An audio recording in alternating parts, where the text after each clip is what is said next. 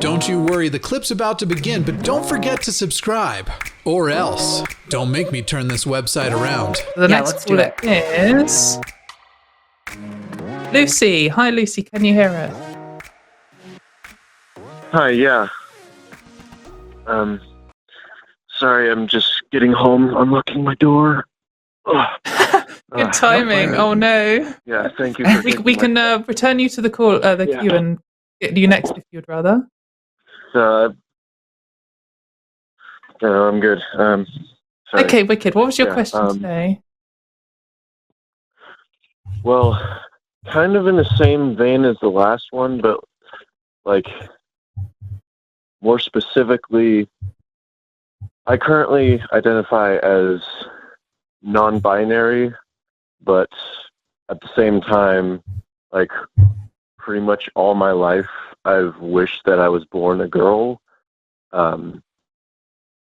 And also to counter that, I, have a penis, and I'm not disgusted by that fact. But at the same time, I also kind of wish I didn't. So, I'm just kind of trying to figure out, if I'm non-binary or if I'm, actually trans, and I'm also trying to, figure out if, what kind of fucked up shit is in my head due to, religious conditioning. My dad always telling me, don't do that, that's girly, or that's for girls, or be a man, toughen up, stuff like that.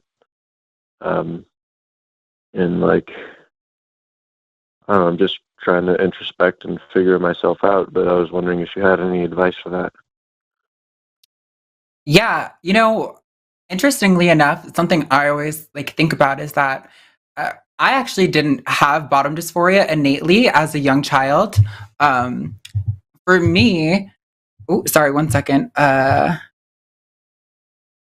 am I looking, Katie? Oh no, not you, David.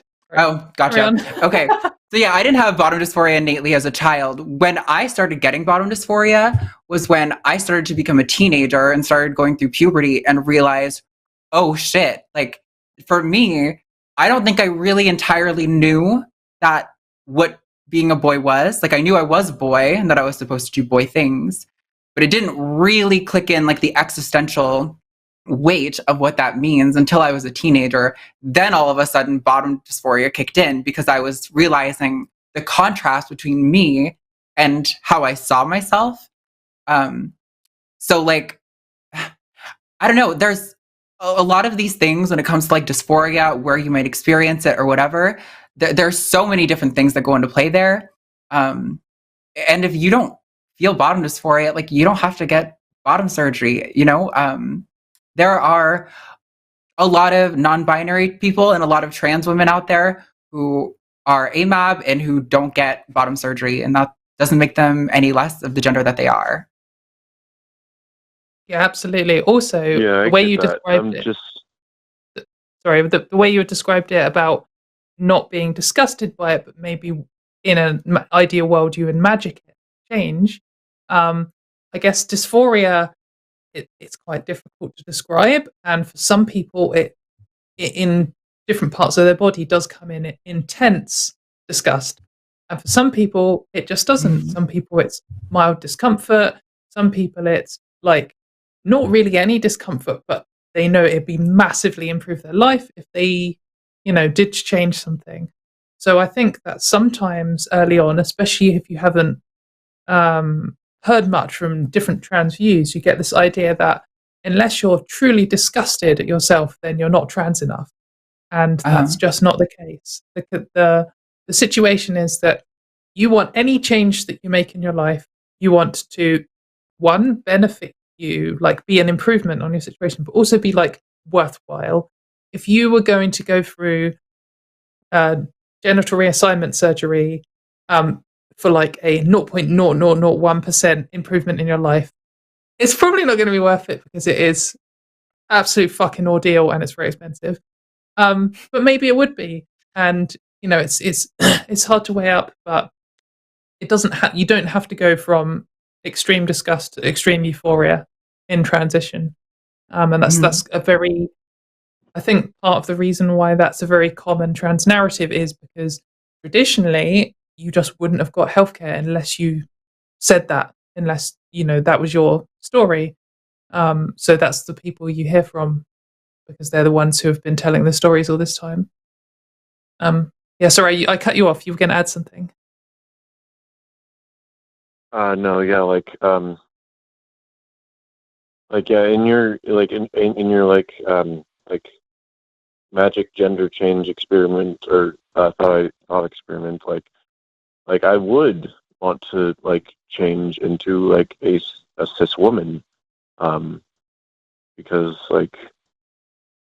that's just how I feel would be most accurately reflecting kind of how I feel internally. Yeah. So like you said, it's I probably wouldn't have bottom surgery unless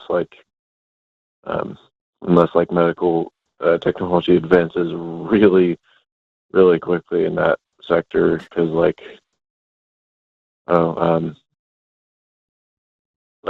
sex is a big part of my life, and I don't really think that I could go without it. But yeah, Yeah, no, it's cool. I know it's just very difficult to talk about these things. Yeah, I also just want to add that, if something that's making you nervous is the idea of sexual function, well, yes, there is a risk of losing sexual function and it takes time to rebuild it. These surgeries have advanced a lot in even just the past, 20 years. The chance of you retaining feeling, sensation, and sexual function is pretty high. I'm pretty sure it's higher than not. So, just by a long shot, right? Yeah. So it's, well, I understand that fear, and I think that's totally reasonable. Definitely a fear that I've considered too in thinking about going about prepping for starting that process. But, I don't think you should deny yourself something that might make you feel more at home in your body. I don't know. I just think that maybe if that's really how you feel, I think it might be worth sitting and brewing on that a little bit longer. And if you come to the same conclusion, that's totally fine. Something I would add is that if you're not sure if you're trans or non-binary or a man or a woman or wherever your situation, and you're considering about the aftermath of genital surgery, perhaps you're thinking a bit ahead, because you could come out and transition and be a binary trans woman and not have genital surgery, and even if you did, it's a many years away, 5 years in the future, even if you came out today. And I totally understand. I'm the kind of person who has to worry about every single thing before I do something. And I was worrying about genital surgery before I'd even decided whether I was going to tell one person. But you don't need to have that worry now. That isn't a thing that you have to decide upon now. You don't have to. I hadn't decided on it until literally 6 weeks before it happened. And that was years and years and years. mm-hmm. So I understand the big picture, but I will also say that, not many cis people are planning out what's going to happen if they have genital surgery. That's not a very cis thing to do. So, you can take that as a point. Yeah, on one side of no, I'm not cis. Yeah, sorry. Yeah, I don't know if I cut you off again. I definitely want to see a therapist, a specialist to maybe walk me through it and just talk it through with me, someone who's actually qualified, not someone who's transphobic, but someone who's worked with a lot of trans people and is preferably someone who is trans themselves, who can kind of talk me through things. But I do eventually want to go on estrogen, and just Yeah, Like I want that's cool. to be able to like fully present as a woman, even if like I still have a penis. Like I want to like have breasts and like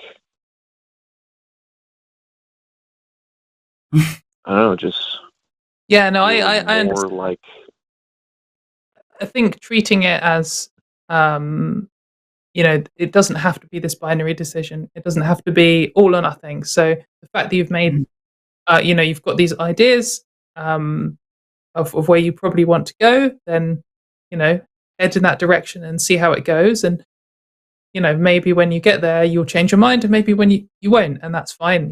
Like Arden said, there are plenty of trans women who haven't had surgery. And that's fine. And I strongly recommend that if you can afford or get able to see a therapist who specializes in gender stuff, then do it. I personally did, and I recommend it. And they're probably going to be a lot better than talking to two dickheads on publicly on YouTube. So It's a good place to start. yeah. Yeah, definitely. Thanks for calling in. But also, see a real therapist. yeah, thank you. I hope that's helped. Yeah. Wicked. Yeah, it does. It Awesome. just helps mostly just to talk about it, really. Yeah, Definitely. And, yeah, it might be useful for you as well to perhaps come out to a friend in real life if you haven't, and someone who you trust who you can talk to. Yeah, I've talked about it a bit with my boyfriend who's trans, and also his girlfriend who is non-binary, and like I'm just kind of working it out still. Wicked. Or just keep talking. I talk to everyone. If that wasn't clear. That's cool. I talked to so many people before I did anything, like hundreds. So it's fine. But anyway, thank you very much for calling. We're going to move on to another caller now. Yeah, thank you, Anyway, it's Lucy. great hearing from you. Have a wonderful day. Thank you. Bye. Bye. Hey, thanks for checking out this clip for The Line. While you're here, hit that like button, hit subscribe, turn on notifications, and then share this with that bitter uncle of yours who loves talking about the good old days.